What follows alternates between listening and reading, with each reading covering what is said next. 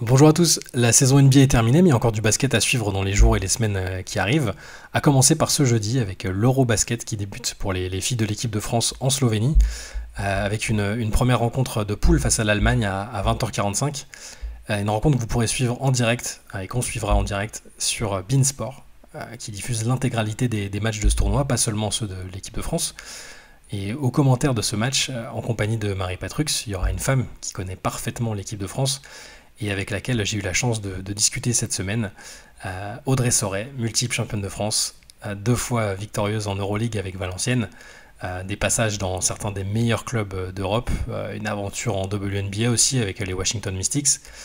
Et puis chez les Bleus, 202 sélections en équipe de France, une médaille d'or à l'Euro 2001, et tout un tas de moments qui font qu'Audrey est une joueuse emblématique de l'équipe de France pour sa génération. Donc on a pu discuter un peu de sa reconversion. Déjà, les directrices générales et sportives de l'Élan Bernay, donc le club mythique du championnat de France. Donc on a parlé un peu de ça, des difficultés qu'elle a pu rencontrer dans cette reconversion. On a parlé de son vécu et puis bien évidemment de cet Eurobasket qui débute et pour lequel on sera à fond derrière les Bleus malgré le tumulte des dernières semaines. Vous verrez qu'on a parlé avec Audrey du cas Marine Johannes et de la manière dont ça a été perçu et géré avec la fédération. On a parlé de tout un tas de choses. Audrey, c'est quelqu'un de cash et de toujours intéressant dans ses prises de position. Et voilà, on espère que ça vous plaira. L'entretien avec Audrey Sauret, c'est parti. Déjà, merci d'accorder un peu de ton temps avant le début de 7 euros. Il s'est passé pas mal de choses depuis la dernière fois qu'on s'était parlé. C'était l'année dernière et tu venais de partir de Nantes. Euh, donc, il s'est passé pas mal de choses avec. Donc, avant de parler un peu de l'euro, je veux juste qu'on prenne un peu de nouvelles avec cette aventure que tu as rejoint à Pau, tout ce qui s'est passé, parce qu'il s'est passé quand même pas mal de choses. Voir voilà, Mais comment tu c'est avais pas vécu. fini. Et oui, c'est pas fini, ouais. Comment tu avais vécu et comment tu vis toujours cette expérience qui est, j'imagine, un peu particulière. Très honnêtement, quand on s'était parlé, quand je suis sortie de Nantes, j'avais plutôt pris une autre orientation parce que je voulais prendre du recul, donc j'avais pas forcément la volonté de repartir tout de suite dans un club. C'est vrai que quand les propriétaires de Hit for Good viennent me poser la question, ben, quand on est basketteur ou basketteuse et qu'on nous parle de l'élan béarnais, c'est quand même quelque chose d'assez particulier. Donc malgré le contexte et sur l'approche que j'avais ressentie dans la relation avec les propriétaires, moi, je me suis dit qu'il fallait tenter l'expérience pour l'amour du basket et puis parce que l'institution le méritait. Et, euh, et en fait, bien sûr, sans désillusion sur les situations financières du Mhm. club, mais en tous les cas, quand je suis arrivée en septembre, donc encore une situation où j'arrive un peu tard parce que septembre, on est à quelques journées du début du championnat, donc une prise de fonction vraiment compliquée, en train de découvrir le fonctionnement en interne. Bon, là, en plus, une situation financière voilà, qui est complètement à remettre à l'ordre du jour et puis qui est préoccupante. Donc ça a été, je dirais, une prise de fonction un peu mouvementée. Ouais. Mais en tous les cas, voilà, on est content de ce qu'on a réalisé cette année parce que c'était pas gagné. Je crois que malheureusement, tout le monde ne mesure pas le contexte. En fait, les gens l'ont entendu, l'ont vécu l'été Mhm. dernier, mais une fois que le club était réengagé dans le championnat, les gens sont passés à autre chose et puis on était reparti sur gagner ou perdre. Notre quotidien, il a été un combat bien plus compliqué que ça. Parce que c'était d'assumer une dette assez lourde à rembourser et Ouais. puis d'assumer en fait les engagements qu'on prenait pour le coup de nous dans notre fonctionnement vis-à-vis de nos salariés, vis-à-vis des fournisseurs, des prestataires. Ouais. Donc c'est vrai que ça a été assez lourd. En plus, un contexte, on sait quand il y a des problèmes financiers, c'est jamais un contexte très gai et puis où les gens sont sympas et agréables. Donc voilà, on a eu le droit aussi de récupérer un petit peu tout ça. Une petite déception sur la structure en elle-même, sur l'exploitation et je pense même avant américaine. Ouais. Je pense que en fait, voilà, on revient tout le temps à lui, mais ça reste le créateur et c'est lui qui a fait des miracles à l'époque où le sport n'était pas encore un sport professionnel. Pierre Séant avec Mhm. la création de ce club et puis en collaboration avec la mairie à l'époque, d'arriver sur Pau et d'avoir ce palais des sports qui est encore à l'ordre du jour alors qu'il est sorti de terre en 91 et qu'on Ouais. y aurait imaginé un palais des sports de 7300 places pour le basket à cette époque-là, quoi. Donc, un patrimoine très riche, mais qui finalement vit un petit peu dans le passé. Ouais. Et du coup, on a souffert de cette lourdeur aussi du passé parce que beaucoup de comparaisons. Et aujourd'hui, enfin, j'appelle plus sport business parce que je trouve que c'est un terme qui correspond tellement pas à notre sport en France et en Ouais. Europe. On fait du sport professionnel, mais on ne fait pas du sport business. Il y a pas d'argent à gagner. Euh, la passion, c'est du temps, c'est de l'énergie. Aujourd'hui, voilà, on est encore dans le travail pour pérenniser et avoir une continuité sur la saison prochaine. Et puis, en espérant construire quelque chose où tous les ans, on ne se demande pas au 1er juin si on sera vivant ou mort la saison prochaine ou comment ça va se passer. Ouais. Donc, honnêtement, une saison bien intense, bien fatigante, où parfois on se pose aussi la question, la passion, mais à quel prix? Mm. Beaucoup de sacrifices individuels, familiaux. Ben voilà, j'ai envie de rendre au basket, mais je pense qu'avec les expériences que je vis en tant que manager depuis mes 8 ans de terrain, de plus en plus, j'apprends aussi à cadrer et à essayer de mettre quelques limites parce qu'en fait, on est souvent en décalage avec la réalité quand même de ce qui est perçu, de ce qui est réalisé. Et en plus, on est très exposé. Donc, c'est vrai que sans être affecté directement de ce qui peut se dire ou de certaines remarques, quand on sait ce qu'on donne dans le quotidien, c'est pas toujours marrant ou agréable à entendre. Donc voilà, enthousiaste de ce que j'ai vécu. J'ai grandi une nouvelle fois. Donc, c'est ce que je cherche, grandir, apprendre. Mais quoi qu'il se passera, voilà, j'ai envie de me battre jusqu'au bout pour essayer d'amener de la pérennité dans cette institution. Je me bats pour l'institution, je me bats pour personne d'autre. C'est pas un projet individuel, c'est pas un projet pour quelqu'un, c'est vraiment pour ce club. Et par contre, c'est vrai que j'ai de plus en plus de réflexions où je me dis, par contre, si là je sors d'ici à vraiment court ou moyen terme, je Ouais. pense qu'il faudra passer à autre chose. Ouais, bah ouais, genre, j'imagine, c'est pas facile, mais c'est peut-être les, voilà, c'est. Par contre, si en ressortant de ça, si tu arrives et si les gens avec lesquels tu travailles arrivent à redresser le club et à ce que ça se passe bien, forcément, c'est dans l'effet inverse, quoi. C'est décuplé en termes de satisfaction et de récompense, quoi. Mais C'est la richesse et la souffrance du sport, en fait. On le ouais, vit sur le terrain comme en dehors du terrain. C'est que ça demande une énergie et ça demande une implication qui est très importante. Alors, je ne dis pas que ça n'existe pas dans d'autres secteurs d'activité. C'est mm, juste là, on le fait quand même en tant que salarié. Je gagne pas 10 000 € par mois. Voilà, je roule pas sur l'or. Je vis pas au rythme où j'ai envie de vivre. mm, Mais après, je pense que on est convaincu par passion, par ADN, par engagement, que c'est à nous, sportifs, de le rendre. Mais je pense aussi que quand on est dedans, on a cette réalité aussi de comprendre pourquoi certains sportifs, après leur carrière, ne veulent pas y aller. ouais, bah ouais, bien sûr. Bah, ouais, donc, ouais, c'est pas avec l'étiquette de directrice générale que tu seras à l'Euro, mais en tant que consultant de Beansport. Euh, c'est un peu, est-ce que c'est un peu tu prends ça comme une soupape un peu pour après pour digérer un peu toute la saison? Est-ce que j'oserais pas parler du terme de terme vacances, hein, c'est pas ça, mais est-ce que ouais, c'est quelque chose qui va te faire du bien, que t'attendais avec impatience? En fait, je me préserve toujours, puisqu'aujourd'hui, c'est vrai que j'ai un rythme, même au niveau familial, avec mon garçon que Mm. j'élève toute seule, voilà, qui est assez intense, où je me sacrifie beaucoup, moi, personnellement, en tant que Ouais, femme. Voilà, c'est tout, c'est mon histoire de vie. Mais c'est vrai que partout où je vais, en tous les cas, tous les postes que j'ai pris, il y a vraiment une transparence là-dessus où il est hors de question que j'arrête ce poste et cette fonction de consultante parce que mm, c'est vraiment une bouffée d'oxygène. En plus, j'ai la chance de travailler avec une équipe qui est extraordinaire, qui est de bonne humeur, voilà, qui me permet de sortir la tête du guidon. mm, C'est toujours du basket, mais c'est autrement, c'est vécu autrement.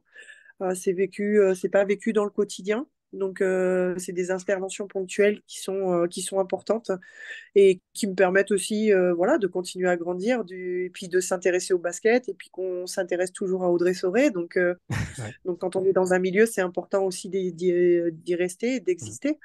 Donc, c'est vrai que l'euro, là, ben, j'ai même dit à mon président, j'ai dit, tu sais quoi, je ne serai pas à Pau, mais en fait, je ne vais jamais avoir été aussi disponible psychologiquement et mentalement pour Ouais, travailler. Parce qu'en fait, je vais pas avoir la contrainte de mon quotidien. C'est ma mère qui a pris le relais. Bon courage ouais, à elle.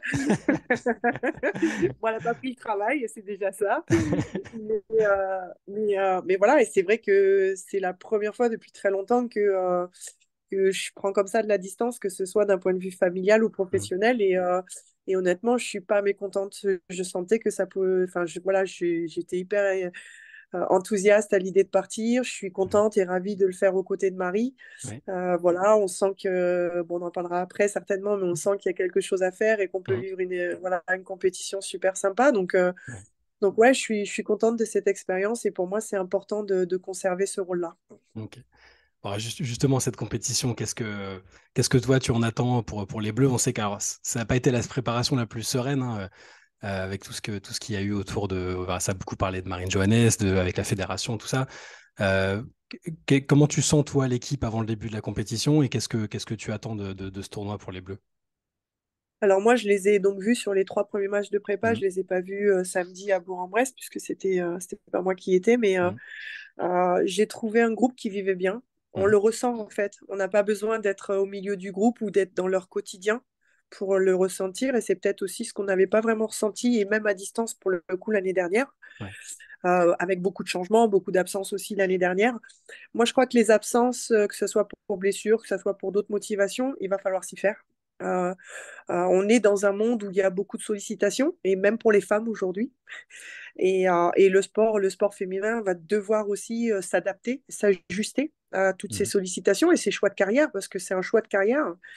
Et par contre, j'ai vraiment trouvé un groupe qui était content d'être ensemble, qui était content, qui était appliqué, qui avait envie de bien faire les choses, qui avait envie d'apprendre aussi, peut-être plus que l'année dernière, parce que l'année dernière, c'est peut-être arrivé un peu vite, un peu mhm, soudain.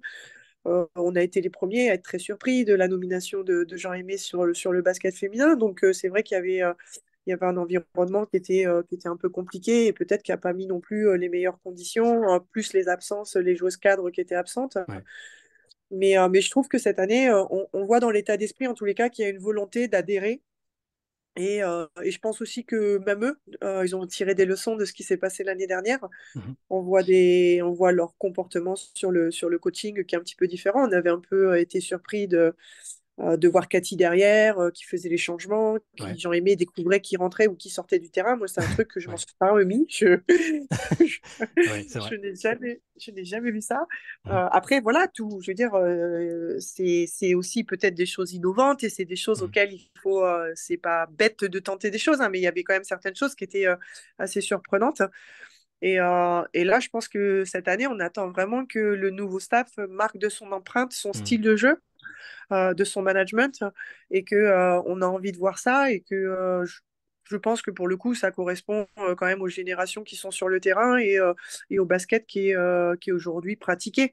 Donc, on attend une équipe de France qui soit conquérante. Et puis, moi, je vais pas mentir, c'est pas pour mettre la pression, mais aujourd'hui, il suffit pas de le dire. Aujourd'hui, l'équipe de France, elle doit avoir l'ambition d'être championne d'Europe.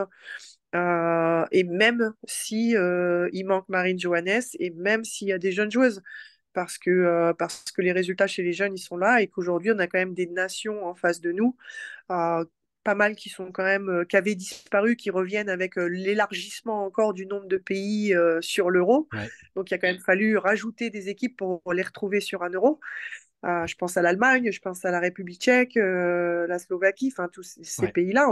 Il a fallu quand même rajouter un nombre, augmenter le nombre de participants pour qu'ils puissent revenir sur l'euro, alors que c'était des nations qui étaient très fortes. Des nations fortes, ouais. Mhm. Donc je pense que voilà, il y a une place. C'est pas se mettre une mauvaise pression. Je pense qu'à un moment donné, il faut aussi assumer son statut. Ouais, moi je me suis juste demandé si en annonçant, parce que Jean-Aimé Toupane a annoncé aussi que justement ça, enfin, il visait clairement la victoire, mais que enfin, avec tout ce qui s'est passé autour et la manière dont ça a été géré, je me suis juste dit est-ce qu'ils ne sont pas rajouté une pression supplémentaire en se passant d'une joueuse en particulier. Puis après, il y a les absentes. Enfin, je dirais qu'Abby Williams s'est blessée. C'est pas ça, c'était un paramètre qui n'était pas gérable. Mais est-ce qu'ils se sont pas rajouté de la pression enfin, je sais pas exactement ce que tu penses de la gestion de ce dossier de Marine Johannes parce que c'est des situations qui sont pas évidentes à appréhender de l'extérieur parce que on a eu un peu On l'impression n'a que pas tous les c'était. éléments.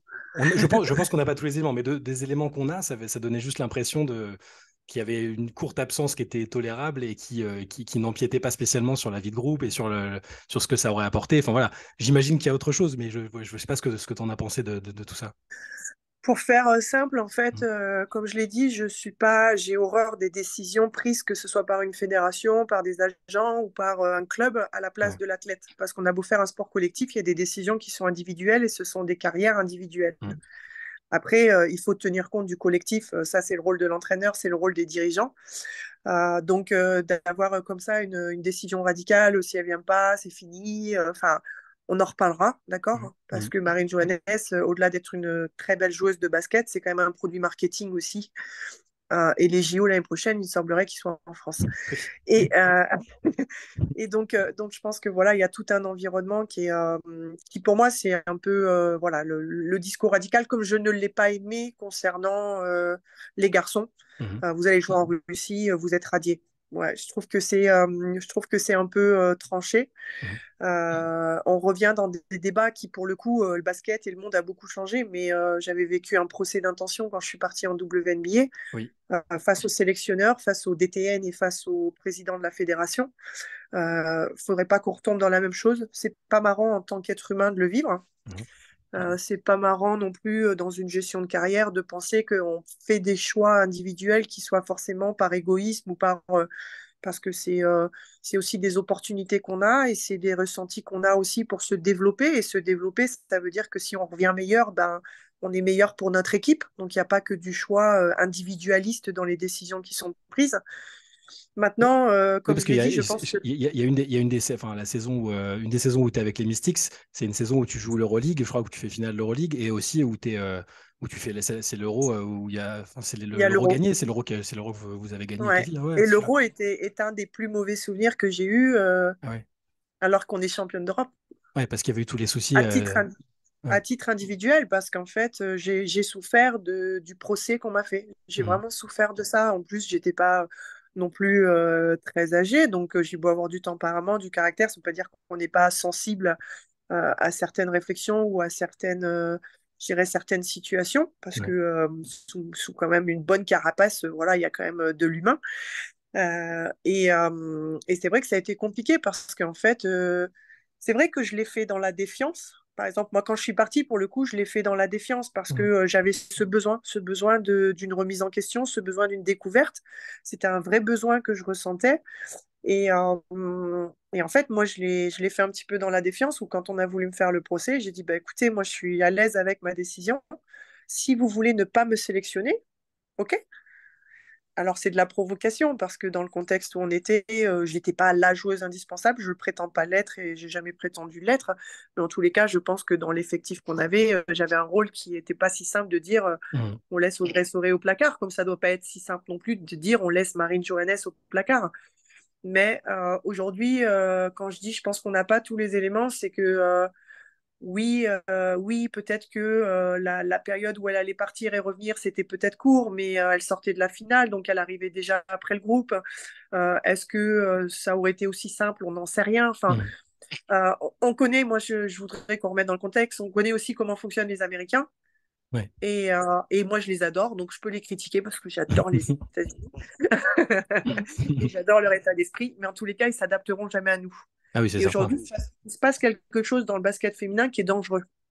C'est que la WNBA, les Américaines, elles font front, pas pour qu'il y ait une ligue sur toute la saison et pas pour que le basket féminin, je dirais, se développe là-bas et qu'il y ait un vrai championnat et que ça ouvre plus de portes à plus de joueuses. Mhm. Elles sont en train de faire du protectionnisme de leur championnat, où aujourd'hui, on va arriver, on va dire aux joueuses, vous choisissez entre l'Europe et la WNBA. Ouais. Et aujourd'hui, ça va mettre des joueuses en délicatesse parce qu'il y a les équipes nationales. Je ne sais pas comment vont réagir toutes les joueuses. Peut-être qu'une année, elles iront, une année, elles iront pas. Peut-être qu'il y a des pays qui auront plus la facilité de dire à quelqu'un, bah écoute, c'est soit tout le monde est est au même niveau et on participe aux préparations et à ce qu'on a à faire, soit tu viens pas. Peut-être que Mhm. d'autres pays auront plus de tolérance parce que on l'a vu avec les Chinoises, on peut comparer. Ça a été la comparaison facile. Ouais. Les deux stars chinoises n'étaient pas là. Sauf que la Chine aujourd'hui, elle va jouer, enfin, cet été, elle va jouer un championnat d'Asie qu'elle gagne depuis 15 ans, 20 ans. Ouais. C'est pas le même contexte. Et en plus, les Chinoises, durant la saison, elles sont dans un championnat ultra fermé qui est assez spécifique, qui est dans leur championnat asiatique. Elles sortent pas, elles viennent pas trop en Europe, elles viennent pas. Donc le championnat américain, c'est effectivement leur manière d'essayer de se développer individuellement et puis de se confronter aussi à un basket qui est plus standard ou voilà qui correspond à plus de nations. Donc voilà, je crois qu'à un moment donné, il faut aussi passer à autre chose. Mhm. Je crois qu'il y a eu des mots, on a le droit d'avoir des mécontentements, on a le droit d'avoir chacun notre opinion là-dessus. Il y a eu des mots que j'ai trouvé durs sur certaines critiques, alors de Mhm. personnes lambda, mais de dire que l'équipe c'est de la merde sans elle. Ah oui, non. Moi, je suis pas tout à fait d'accord. Il y a quand même des belles joueuses de basket sur le terrain. Mhm. Maintenant, Marine, c'est particulier parce que moi, je pense qu'il faudrait plutôt apprendre à la coacher Mhm. que de s'en passer. Parce que je pense que notre vrai problème aujourd'hui, et je pense que elle aussi, ça doit être son problème, et c'est ce qu'elle doit changer, c'est qu'elle elle accepte une situation aux États-Unis qu'elle n'accepte pas en Europe. Ouais. Parce que je pense pas qu'elle serait d'accord en Europe pour jouer 12 minutes ou 15 minutes. Non, Mais je c'est pense sûr. qu'il y a des matchs, malheureusement, c'est ce qu'elle mérite. On a Mhm. revu la Coupe de France à Bercy cette année avec l'Asvel. Ouais. Et qu'il y a des matchs, il faut qu'elle en joue 38 parce qu'elle est magicienne. Donc, je crois qu'elle a un style de jeu qui est tellement atypique et qui est tellement à risque, mais voilà, qui est un pur bonheur à voir jouer. Mais à un moment donné, dans la Ouais. performance, il faut savoir la mettre en valeur comme il faut savoir la mettre sur le banc. Ouais, après c'est ça, bah, c'est une question de statut. En France, elle sait que, enfin, il y a le statut, elle a le statut de star, star de l'équipe de France dans le championnat aussi. Et la WNBA, en plus là, l'équipe de New York, c'est vraiment particulier. C'est une super team, même plus, c'est presque plus impressionnant que ce qui a déjà été monté en NBA le Ouais. statut des joueuses en question. Enfin, donc oui, j'imagine que c'est plus facile d'accepter ce rôle-là que. Mais bon, mais je suis d'accord, je suis d'accord. C'est pas parce qu'elle est pas là que, enfin, maintenant, je veux dire, elle est là, elle viendra pas. Il faut passer à autre chose. Il faut se concentrer sur les joueuses qui sont là. C'est important aussi. Justement, je voulais te demander si, avec cette absence-là, plus l'absence de Gabby Williams, qui a pris beaucoup d'importance aussi en équipe de France, quelle joueuse tu vois, tu t'imagines pas forcément se révéler, parce que la plupart des joueuses étaient aussi là sur la dernière compète, entre les Marine Fotou, Iliana Rupert, tout ça, plus les autres joueuses expérimentées aussi. Est-ce qu'il y en a que tu vois monter un peu au créneau ou profiter de la situation pour tirer un peu plus leur épingle du jeu? Alors, on a été plutôt contente, en tous les cas, moi je l'ai été plutôt contente d'apprendre que Valériane allait être présente parce que je Mm. pense qu'elle peut confirmer l'énorme saison qu'elle a fait sur l'Euroleague et sur son Ouais. retour. Je pense qu'aujourd'hui, elle a gagné beaucoup en maturité. Elle a gagné beaucoup dans cette place, pas seulement de basketteuse talentueuse, mais beaucoup dans une présence dans un groupe. Mhm. Il y a quand même Sarah Michel qui a toujours eu ce rôle-là, qui est la joueuse d'expérience, voilà, qui est une joueuse qui a un style de jeu atypique, mais qui est tout le temps présente d'une manière ou d'une autre. Voilà, il y a Sandrine qui retrouve son poste de cadre sur le jeu intérieur parce que on connaît aussi sa constance et Sandrine, elle est métronome. Sandrine, Mhm. c'est pas un jour je suis bonne, le lendemain je suis moins bonne. C'est vraiment quelqu'un qui est capable de répéter les performances. Et après, dans les jeunes joueuses, moi, je pense qu'il y en a une, c'est Jalen Salin qui a un rôle vraiment à jouer sur ce poste-là. Ouais. Elle a réussi à engranger de la confiance grâce à l'absence, pour le coup, de Valériane sur la préparation. Je pense qu'elle, avec la dimension technique et physique qu'elle a, c'est une joueuse très complète. Donc, en plus, il peut avoir le luxe de la faire jouer sur plusieurs postes. Donc, même si son poste direct, il est un peu barré par une joueuse cadre, elle pourrait aller grappiller quelques minutes ailleurs. Mhm. Et, euh, et j'avoue que je reste un petit peu sur ma faim sur la présence. Et je pensais que dès les matchs de prépa, Iliana aussi prendrait un peu plus de place. Ouais. euh, sur l'effectif, parce que je pense que c'est un des plus gros potentiels aujourd'hui de l'avenir de l'équipe de France. On sent qu'elle a quand même du mal à trouver un peu ses repères Mhm. dans le jeu qui est proposé, dans ce qui est mis en place. Par contre, la surprise agréable, c'est Alexia Chartereau, que ça fait longtemps qu'on n'a pas vu jouer à ce niveau-là. Et on connaissait tout son talent. Elle est Ouais. arrivée avec une très grosse sortie avec Bourges dès qu'elle est arrivée sur le monde professionnel. Mhm. Mais c'est est devenue dans un jeu un petit peu plus stéréotypé depuis 2-3 ans, un peu dans le doute. Et je trouvais que justement, elle avait besoin de retrouver une place un peu plus prépondérante. Et là où elle a été intéressante, c'est que on l'a vu jouer en confiance. Donc, elle a mis dedans son bras, on n'en a jamais douté, mais c'est quand même mieux quand on est en confiance. Ouais. Et elle a fait d'autres choses. Elle a posté, elle a apporté des bonnes passes dans les relations intérieures-intérieures. Et je pense que là, sur ce qu'elle a montré sur la préparation, elle va avoir un rôle essentiel dans la performance de l'équipe de France. Et elle a que 24 ans, c'est fou. J'ai l'impression qu'elle est là depuis 10-15 ans. Enfin, alors que finalement, ça reste une joueuse qui a encore de beaux jours devant elle. Et c'est vrai que ça fait partie des joueuses que j'ai envie de voir plus responsabilisées. Peut-être là, peut-être avec cette compétition, ce sera peut-être l'occasion de le voir, je sais pas. Mais Ouais, je pense qu'elle a, elle a démontré des choses. Et puis là, je pense que c'est pareil. En fait, ça montre aussi qu'il y a un process. En mm, fait, même si ces joueuses-là elles sont arrivées très tôt, parce qu'aujourd'hui, on fait arriver de plus en plus tôt hein, en équipe de France, euh, en fait, même s'il y a du talent, parfois c'est trop tôt. Ça reste mm, trop tôt. Donc, on a des attentes. Voilà, aujourd'hui, on parle d'Alexia comme si elle avait 30 ans. ouais, On a des attentes vis-à-vis d'elle. Et c'est parce qu'elles arrivent très tôt en équipe de France. C'est parce que, sous le statut un petit peu de jeune joueuse qui sort du banc, qui est décomplexée, euh, elles arrivent, elles n'ont pas de pression parce qu'il n'y a pas de réelles attentes, sauf le fait qu'elles jouent avec du culot et puis mm, avec leur talent naturel. Et puis très vite, ça bascule, on attend beaucoup plus. Et je pense pas qu'elle soit forcément prête. Et c'est peut-être ce qui nous a coûté aussi les derniers euros. ouais, Ce petit manque d'expérience. Et c'est là où je pense que l'absence de Gabi, il est important parce que c'est une joueuse qui est, pour le coup, qui est, en tous les cas, qui paraît, parce que moi, je connais absolument pas la personnalité. Bien sûr, j'ai suivi les interviews, les matchs. Et voilà, j'ai découvert comme tout le monde le personnage, mais je pense qu'elle, elle apporte une sérénité mm, qui est importante. Et je pense qu'elle rassure le groupe et aujourd'hui, ça va être au groupe collectivement de trouver ça. Et c'est là où je retrouve ce qu'on a vécu là sur les 2 semaines où on les a vus jouer, où il y a eu beaucoup de sourires, il y a eu beaucoup de plaisir à être ensemble. Et je pense que ça, c'est important pour pouvoir vivre une compétition comme aujourd'hui, en plus avec les formats un peu plus longs, mm, où il y a quand même une vie de groupe qui est sollicitante. On peut critiquer qu'il n'y ait pas une longue préparation, mais en même temps, quand on a une compétition de 12 jours les uns sur les autres, des fois, c'est pas plus mal. oui. Et les joueurs et les joueuses préfèrent être en compétition que d'être en préparation. Ouais, j'imagine. Et au niveau de l'opposition, est-ce que tu as eu le temps un peu de regarder enfin, les équipes qu'il y aurait? Enfin, aussi, c'est toujours la même chose. Hein. Moi, en regardant les équipes à craindre, ça a encore l'air d'être l'Espagne qui est plutôt bien armée, qui d'ailleurs n'a pas eu le même souci que les Bleus en termes de calendrier. Là, leur saison s'est finie plus tôt, alors qu'il y a plus d'équipes dans le championnat. C'est quelque chose qui m'avait marqué quand même aussi. Mais voilà, est-ce que il y a l'Espagne, la Belgique, toutes ces équipes-là, est-ce qu'il y a une équipe que tu vois comme l'une des principales concurrentes pour les Bleus, parce que voilà, tu disais qu'il fallait viser la victoire. Est-ce qu'il y a des équipes qui te font plus peur que d'autres, entre guillemets? Ouais, exactement. Je pense que bon, l'Espagne, il y a une continuité. Hein. Voilà, que ce soit l'Espagne ou la France, on se déteste parce qu'on est quand même très similaires. Je pense que ça reste un adversaire qui aujourd'hui, on n'est pas à l'aise quand on joue l'Espagne. Donc il y a forcément l'aspect mental Mm, qui vient. On est un peu comme ça contre la Serbie, ouais, mais je pense que la Serbie a un ton en dessous avec quand même l'arrêt de 4 joueuses cadres, ça fait mm, beaucoup. Hein. ouais, Alors c'est vrai qu'il y a Anderson voilà, qui à elle toute seule est capable de renverser une rencontre, mais là, il faut le faire à répétition tous les jours. mm, Donc physiquement, c'est aussi éprouvant. Donc je pense que la Serbie sera peut-être un petit peu moins dangereux que les autres saisons. Après, je pense que le danger, et je pense qu'on a tous envie que ça le devienne aussi et qu'elle confirme, c'est la Belgique.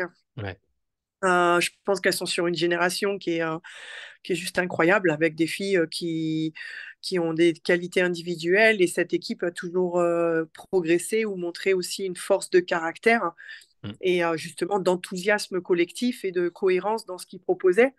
Et on attend en fait que la Belgique aille aussi, à un moment donné, aller chercher une médaille. mm. C'était pour eux c'était déjà une vraie victoire pour eux de participer aux Jeux Olympiques. Il faut quand même pas leur enlever ça. Mais je pense que aujourd'hui, on a envie que ce groupe-là aille aussi confirmé par une médaille et par un positionnement. Et aujourd'hui, je pense que c'est un adversaire qui serait pas simple pour la France. Ouais, c'est clair. Bah, avec les individualités dont tu parles, Emma Messman, Julie Allemand, voilà, c'est quand même costaud. Bon, il y a eu toute la période avec Philippe Mesdag qui a pris fin, mais je trouve aussi l'équipe assez redoutable entre enfin, Espagne et Belgique. Je trouve que c'est quand même, ça a l'air d'être un ton au-dessus, même si bon, la Serbie, jamais, je me méfierais toujours de la Serbie parce que elles peuvent trouver des joueuses, Ils voilà, ont de notre toujours leur coach. génération. Il y a toujours, elle est toujours là. Mais je suis assez d'accord, ouais. Euh, pour un sujet un peu connexe, dont on avait un peu parlé déjà une fois, mais j'ai toujours l'impression qu'on parle pas assez des anciennes générations de joueuses de l'équipe de France, que ce soit la tienne ou celle d'avant. Parce que finalement, il y a la période avec les braqueuses qui a aidé pour la médiatisation pour le grand public, mais est-ce que tu trouves qu'il y a une forme de manque de connaissance et de reconnaissance des anciennes générations? Est-ce que on consulte assez fréquemment les anciennes joueuses qui ont marqué l'équipe de France? Est-ce qu'on utilise assez leur expérience? Alors là, du coup, en tant que consultante, les gens arrivent à te voir maintenant, donc tu peux enfin, là, les faire profiter de ton expérience et de ce que tu as vécu. Est-ce que j'ai l'impression que le grand public qui s'intéresse maintenant beaucoup au basket féminin connaît pas assez les anciennes joueuses, les pionnières, quoi. Est-ce qu'aujourd'hui, c'est réellement ce que recherche un spectateur? En fait, elle est là aussi la question.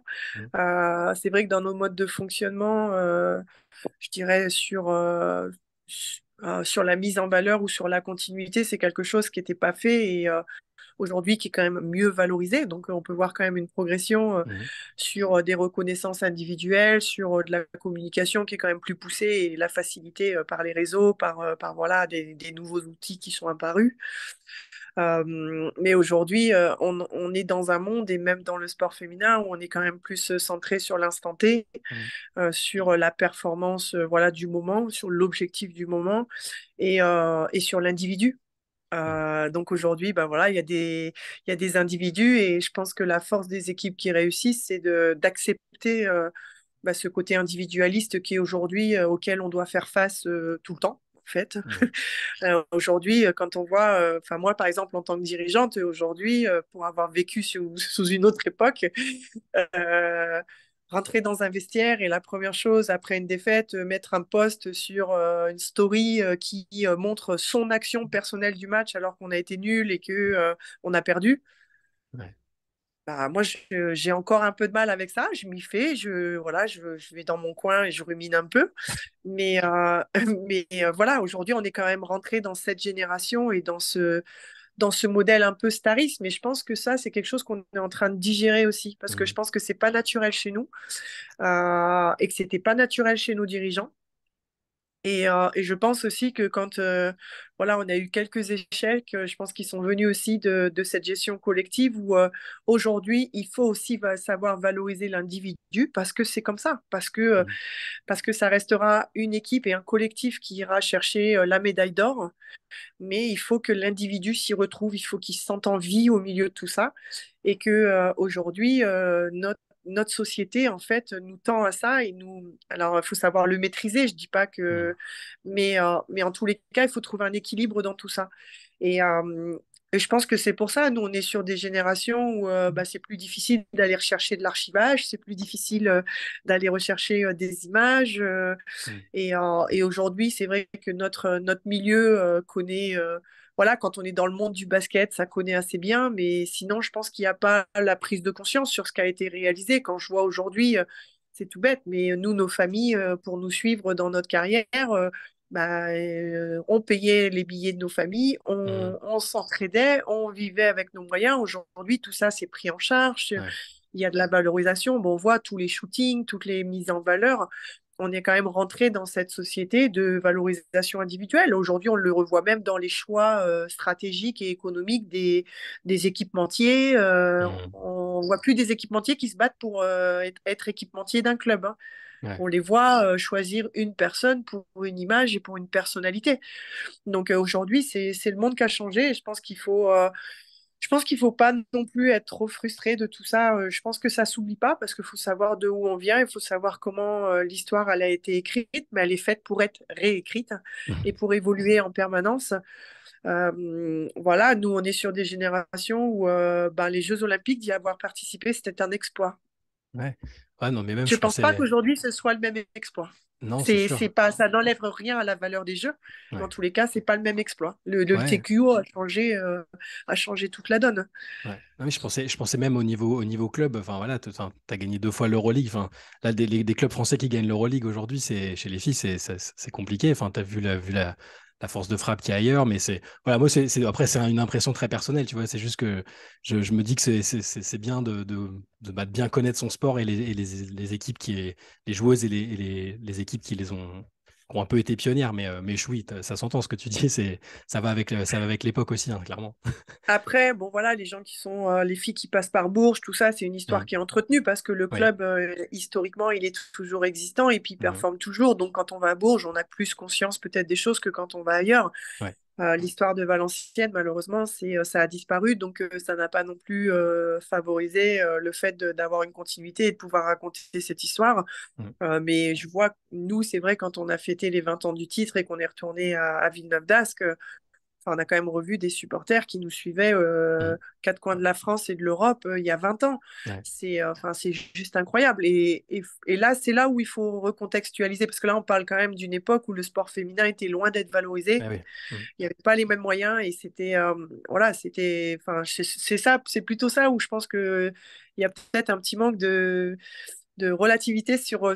sur le fait que ce qui s'est fait à cette époque-là, c'est pas que c'est mieux, mais c'était en tous les cas compliqué de le faire. Ouais. Ok, bah écoute, on va espérer que ce séjour slovène se passe bien pour toi, pour les Bleus, qu'il y ait une médaille au bout et pas une médaille d'argent, si possible, pour une fois. Je vais rappeler que du coup, Bein diffuse tous les matchs de la compétition, que Marie et toi, vous commentez tous les matchs des Bleus, à commencer par celui de ce jeudi contre l'Allemagne à 20h45. Donc on suivra ça. Merci beaucoup, Audrey. C'était un Merci à plaisir. toi. Et puis à très bientôt et ben, bonne compète. Merci beaucoup, à bientôt. À bientôt, salut. Salut.